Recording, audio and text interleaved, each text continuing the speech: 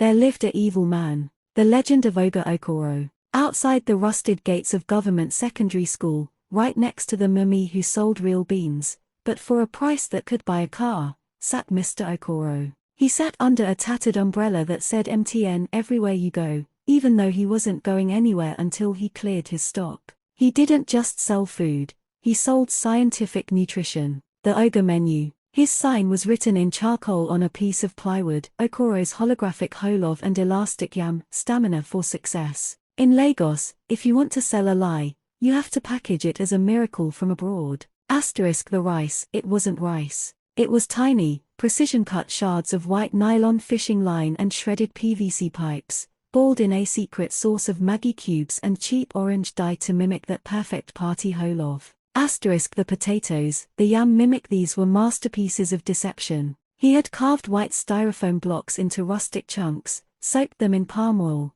and charred the edges with a lighter to give them that perfectly fried look. The sale. Junior, come and chop. International Jollof. This rice came directly from a container in Cotonou, Okoro shouted as the 1 p.m. bell screamed. Toby, a senior secondary student whose stomach was playing a drum solo, rushed over. Ogre Okoro, give me the 500 naira plate. Put plenty yam, I beg. I have chemistry next. Okoro smiled, showing a gold tooth that might have also been plastic. Ah, Toby, my future governor, because of your bright future, I will give you the long life grain. This rice doesn't finish in the belly, it grows as you walk. He heaped the orange nylon shards into a plastic bag and topped it with 2 yams that looked suspiciously aerodynamic.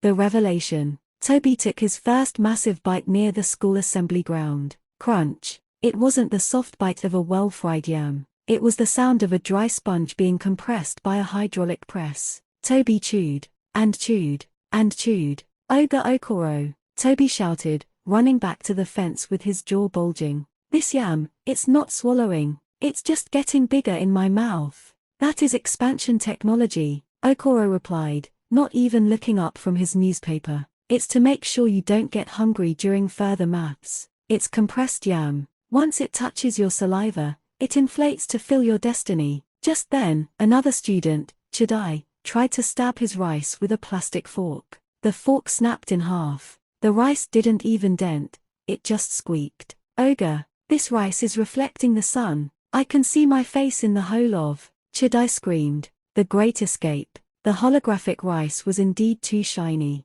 As a crowd of angry, hungry students gathered, Toby dropped one of his yams. Instead of hitting the floor with a thud, it caught a light breeze and floated 3 feet across the pavement before bouncing like a tennis ball. Hee! Look, the food is flying, a junior student yelled. Okoro is a wizard, he is selling us ghost food. Okoro didn't wait for the ghost accusations to stick. He threw his pot into his wheelbarrow with the speed of a man who had done this in 5 different states. You children of nowadays, you don't appreciate lightweight nutrition, he shouted as he began to sprint toward the bus stop.